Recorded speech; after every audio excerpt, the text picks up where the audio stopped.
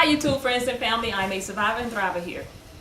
Guys, I have a few friends who are interested in gardening now. Yay!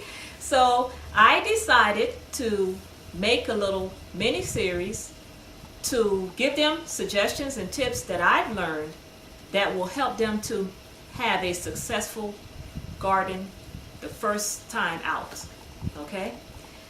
Last year was my first year gardening and I was very successful with it. I was amazed, and it was through the help of all of you guys, as well as you guys giving me tips on where to get information from to help me out, that made my first year very successful. So I'm starting this little series that I'm going to call Easy Successful Gardening. And again, it's based on my experience with my first year, what worked for me.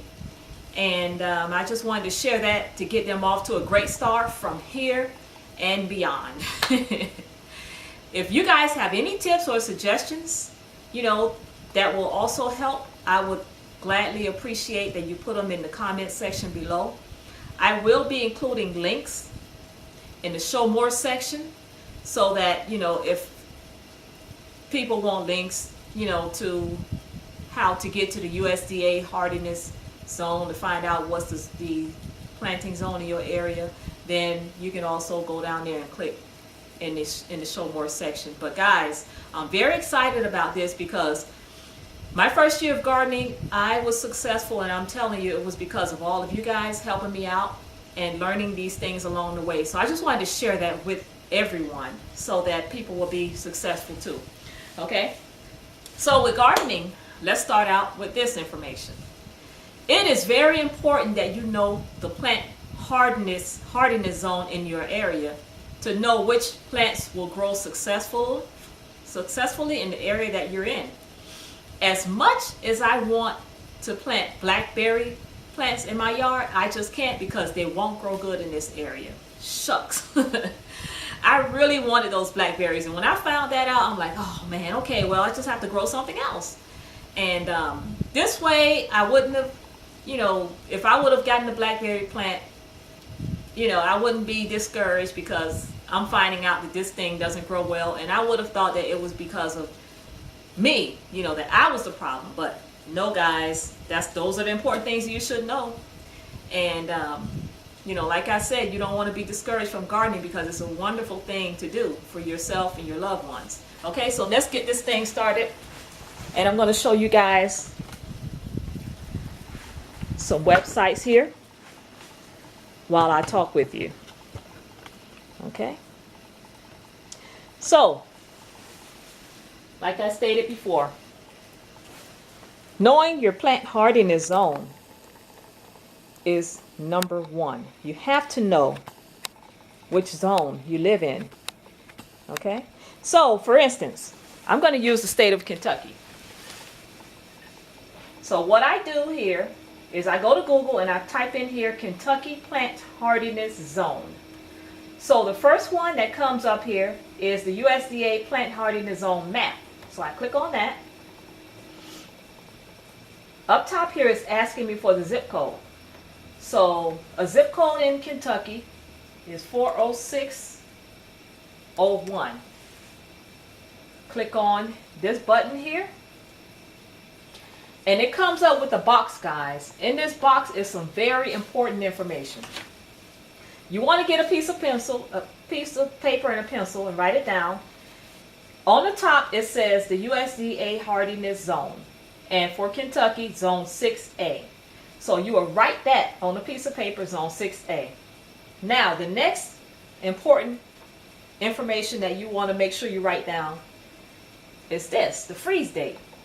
Right here, it gives you the average first frost date, which is October 21st through the 31st, and the average last frost date, which is April 21st through the 31st.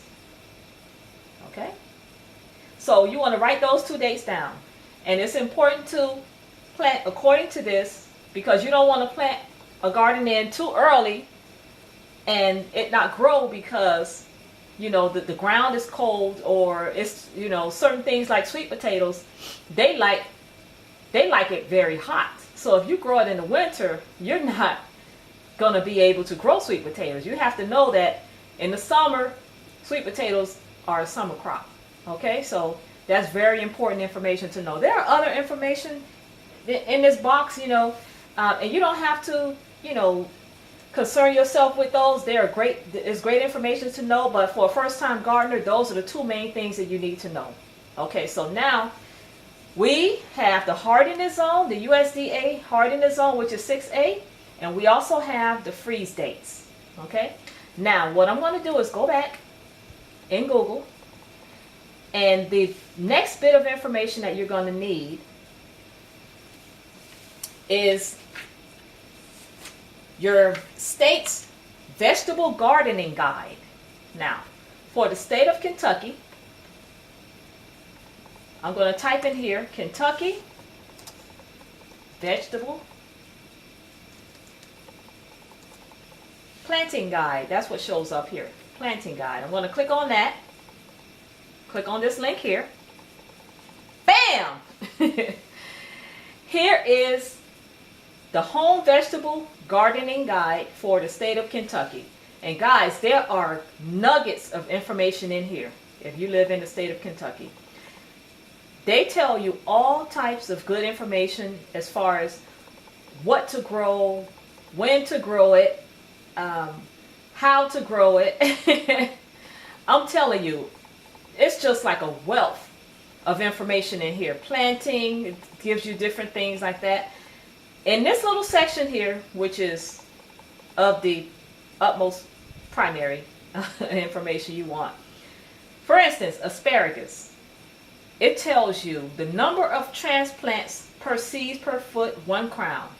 Distance between plants, 18 inches. Distance between rows, 30 inches. And plant depth, you want to plant the seed 6 to 8 inches deep. Now this is some very good information to know. If you're a first-time gardener, you do exactly what they tell you to do here, and you can't go wrong. Also, in the state's guide here, it gives you cool season crops and warm season crops. It tells you what to grow during the certain times of the year. It also gives you dates. I mean, it gets no easier than this. Okay? Now, one good thing to also do is look in this guide and also look for the crops that grow good in this area. Okay, you have the hardiness zone. Okay, you have the guide to tell you what you can grow, when you can grow it. But certain varieties of vegetables and fruit grow well in certain areas that they don't grow well in others. So you might want to go through this entire guide, and I would suggest just printing out this guide and keeping it in a little 3-ring binder with protective plastic sheets. You put them in there, and I tell you, you could always refer back to it whenever you get ready to, and it'll tell you exactly what you need to know as far as what variety of plants or vegetables you want to grow, when to grow them. And I tell you, it's just hands down the best thing you could do for your garden starting out. Okay? So guys, that's the first part of the series. And like I said, if you have any suggestions, tips, comments, please feel free to leave them, because we're all in this thing together, guys. Each one of us help each other out to make sure that we're doing things a little bit better, a little bit, wiser, and, things like that, making wiser decisions. So, guys, like I said before, I'm no expert in gardening. I just know what worked for me. And I just know what was great advice that was passed along to me, and that's why I'm sharing it. My friends, like I said, this is their first time gardening, and I want to get them off to a good foot.